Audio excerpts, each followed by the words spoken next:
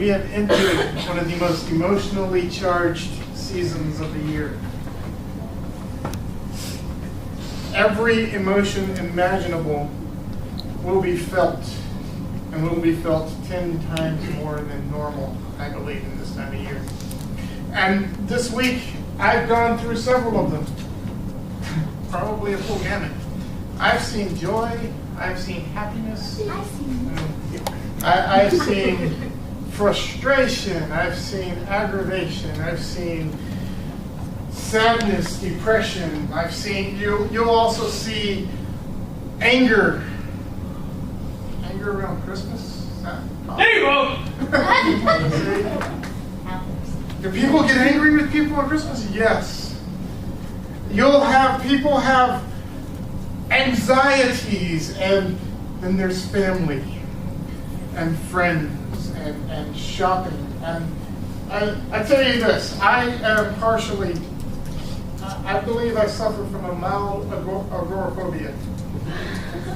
I do not like to be in crowded places with lots of people.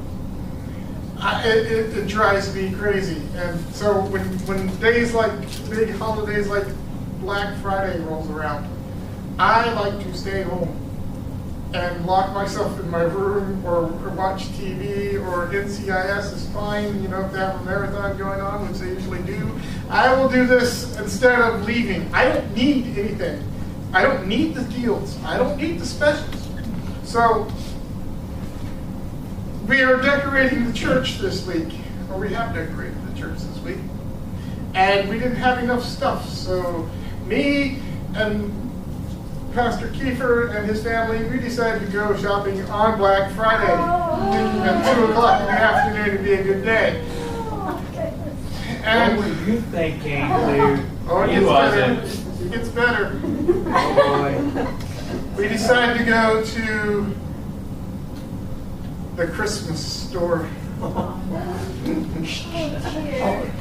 tell you, I think I played it off rather well, but I was like almost in panic mode in some of those places. It's like, I want to go here, there's people here, there's people behind me, I got to get out. And not only that, I had to keep track of where the people I was with were, so I could go in and find them when it's time to leave, and make sure we got everything we need. And I tell you what, I'm glad we went at 2 o'clock in the afternoon as opposed to 8 o'clock in the morning, because I'm pretty sure it would have been worse. That's how I feel about Christmas shopping. It's one of the emotions I felt. And then suddenly, I'm going through stuff where I've got to write plays and scripts for Christmas Eve service and find those things, and getting the pressure of, oh my gosh, I got to get this done, I got to get this cast, got to get this directed. Yeah, oh my goodness, what am I going to do? I see you students, finals are coming up. I need to put that pressure on you. Oh wait, and it happens around the Christmas season, and now you've got to figure out, what are your plans for Christmas? What are your plans for the break that's coming up, and how am I going to finish this last project before the day that it's due? And can I get an extension form? Can I get those things? How many of those have I gotten? 2, 3, 14?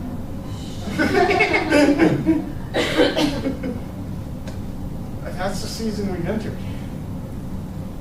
And I'm trying my best to not make this a series about the over-commercialization of Christmas.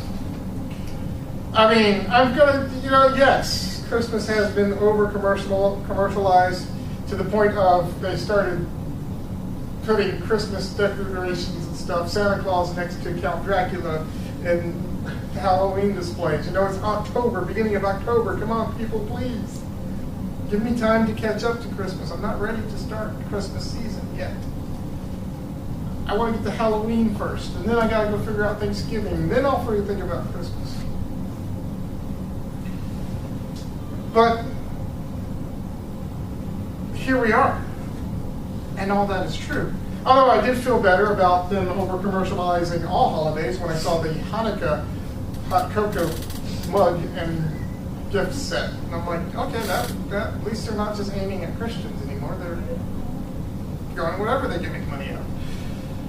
And this is not going to be that type of series. That series, you want to hear that series? Let's try to go somewhere to a one of those more fundamental churches, and let them complain that about the problems with Christmas. But I am calling this series. As I'm thinking about it, Christmas, a backslidden holiday. You know what it means to backslide? You're growing in Christ. You're doing everything well. You see these guys that have been saved for years, and then all of a sudden they're not living the way they used to live. We did that to Christmas. And I'll explain more about that next week after I've done some research on where we got Christmas. Because Christmas was a pagan holiday. We chose a pagan holiday to celebrate Christmas. And we sanctified it. Somebody told this pagan holiday, gave this holiday the gospel of Christ. And put the gospel of Christ in this holiday. And they got saved. Right? And for years and years, the Christians celebrated Christmas. And then suddenly they reminded the holiday of its past. And say, oh yeah, you used to be like this. This is what we used to do on Christmas, on that Christmas holiday. And next thing you know, it became they started getting over commercialized. And Christmas, the holiday, started backsliding. And going back to what it used to be. And the Bible and God's saying, no.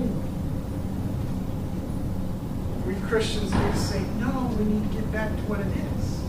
We need to get back to the holiness of the holiday. We need to get back to the pureness of what we are celebrating. Yes, we've chosen this day, but we've changed it. We've saved it. We've sanctified it. We've redeemed it. Let's keep it the way it is. And keep it a holy day.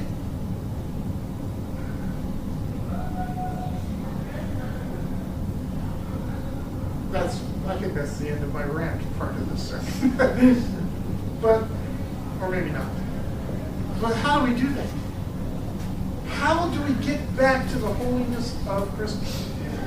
Well, that's what Advent is all about. This is the first Sunday of Advent. The purpose of Advent is to anticipate and to prepare the world for the coming of Christ child. The 4 Sundays leading up to Christmas is the Advent season. And they have buzzwords to go along with them. And they have words that have a deeper meaning than we think they do. Words that we use every day, every year, every time, and we hear them all the time, but we don't always grasp the fullness of them. Why? And I'm going to do something I don't do on a regular basis. For Advent, I like to go into a lectionary. You know what a lectionary is? A lectionary is for those high liturgical churches with all the robes and the colors and stuff, and the people who carry proceed down the thing in parades and stuff, just to light candles at the front. You know, those kind of churches. They have a book that tells the preacher what sermons, what scriptures are you going to use. And sometimes during Advent, I dip into the lectionary. And one of the scriptures that I'm going to speak from tonight that I got from the lectionary, it was Psalm chapter 80. Psalm 80. So if you have a Bible, turn to Psalm 80. It's on page 601 in mine. What is it, yours? I'm happy. I haven't said that there in years. I'll probably never do it again. It was written to the choir master according to Lilies, a testimony of Asaph, a song. Give ear, O shepherd of Israel, you who led Joseph like a flock, you who are enthroned upon the cherubim, shine forth before Ephraim and Benjamin and Manasseh. Stir up your might and come to save us. Restore, O God. Restore us, O God. Let your face shine that we may be saved. O Lord God of hosts, how long will you be angry with your people's prayers? You fed them with the bread of tears, and give them tears to drink in full measure. You make us an object of contention to our neighbors, and our enemies laugh among themselves. Restore us, O God of hosts. Let your face shine, that we may be saved. You brought a vine out of Egypt. You drove out the nations and planted it. You cleared the ground for it. It took deep root and, and filled the land. The mountains were covered with its shade, the mighty cedars with its branches. It sent out its branches to the sea, and it shoots to the river.